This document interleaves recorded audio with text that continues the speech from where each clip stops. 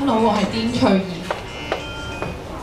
我喺今次自發作書展裏面出咗2本書，一本叫《史世界》，另一本係叫《史語錄》。史世界係講，假如全球植物已經被污染，各種蔬果都含有毒物質，令人類面臨史無前例嘅嚴重便秘問題。最終科學家竟然發現食屎可以拯救世人。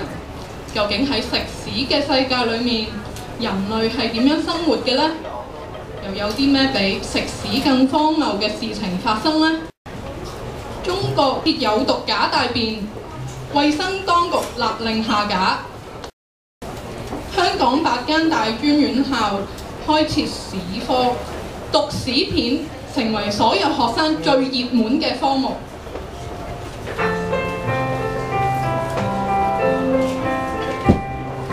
另一本係《史語錄》，《史語錄》係一本記錄廣東話史字嘅用法手冊。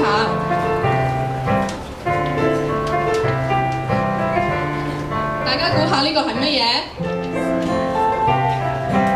呢個咪屎忽鬼咯！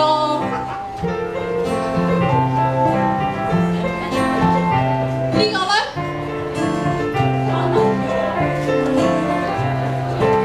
呢個咪捉蟲入屎忽咯！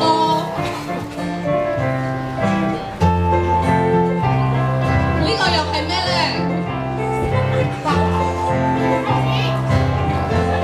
呢個咪落狗屎咯！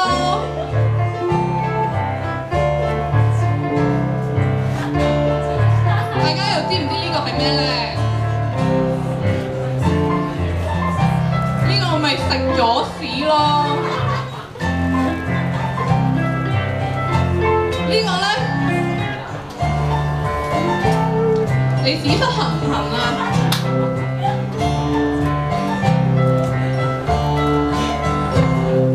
呢個呢？呢個咪認屎認屁咯，你哋。